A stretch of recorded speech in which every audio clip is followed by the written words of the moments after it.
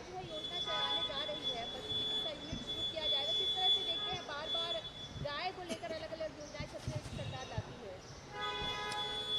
देखिए, सबसे पहली बात यह है कि योजना वो कुछ भी ले आए, लेकिन उनके पास में बजट नहीं, उनका खजाना खाली है। योजना का क्रियान्वयन कैसे होगा?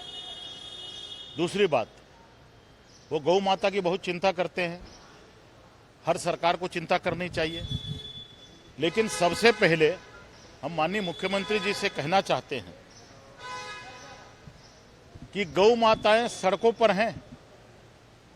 हम कहीं भी निकल जाएं, मैं बिलासपुर रोड से आता जाता हूं और मैं सरकार के मंत्रियों को चुनौती देता हूं, मुख्यमंत्री जी को चुनौती देता हूं कि रोज हमारी गौ माताएं बड़े बड़े ट्रकों के चपेट में आ रही हैं, उनकी अकाल मृत्यु हो रही है।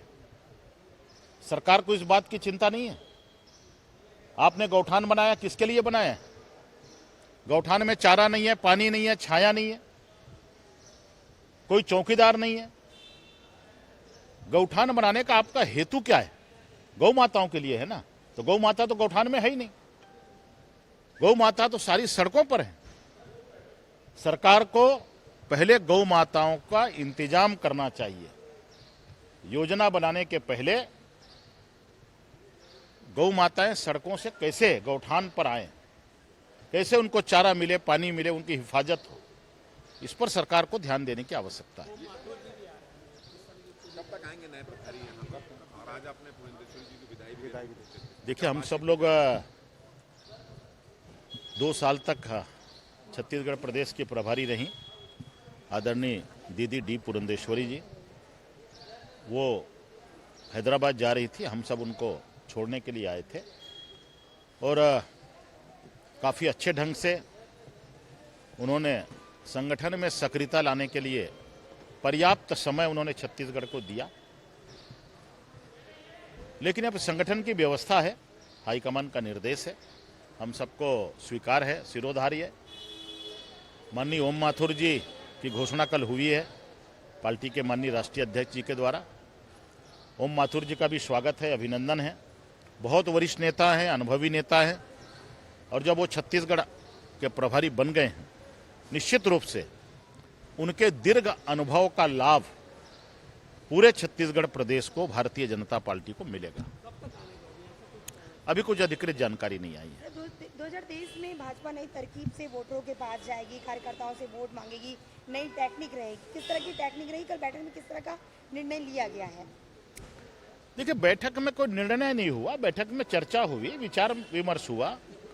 चुनाव की तैयारी को लेकर के जब भाई हमारे राष्ट्रीय अध्यक्ष जी के मार्गदर्शन में, उनकी अध्यक्षता में हम लोगों ने बैठक की, सांसदों की बैठक हुई, विधायकों की बैठक हुई, पार्टी के पदाधिकारियों की बैठक हुई, हमारे कोर ग्रुप की बैठक हुई।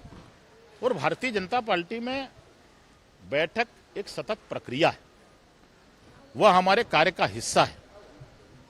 और हम सबका सौभाग्य था कि माननीय राष्ट्रीय अध्यक्ष जी का विस्तार से मार्गदर्शन हमको प्राप्त हुआ। जेपी नड्डा ने कल 71 आदिवासियों के मारे जाने की बात कही है। अब इस पर कांग्रेस ये कह रही है कि कब की घटना है, कौन सी घटना है, और मुख्यमंत्री ये कह रहे हैं कि भाजपा का सिर्फ एक ही काम है कि बार-बार झूठ बोलो, लगातार झूठ बोलो। तो मुख्यमंत्री जी कब सच बोलते हैं? मुख्यमंत्री जी के स्वभाव में झूठ बोलना है। जब उनसे बात नहीं बनती तो केंद्र के पाले में डाल देते हैं। छत्तीसगढ़ में सतही तौर पर, मैदानी तौर पर, जमीनी तौर पर काम ही नहीं है। वो तो सिर्फ मीडिया में बने रहने के लिए रोज झूठ बोलते हैं, रोज केंद्र के ऊपर आरोप मढ़ते हैं, रोज केंद्र के ऊपर दोषारोपण करते हैं। मुख्यमंत्री जी विपक्ष में है कि सत्ता में है, पहले ये तय कर ले। कांग्रेस पूछ रही कौन सी घटना है जिसमें 71 आदिवासी मारे गए? देखिए, सरकार के पास सारी एजेंसी है, वो पता लगा हमारे आदिवासी भाई किस तरीके से उनकी मौत हुई।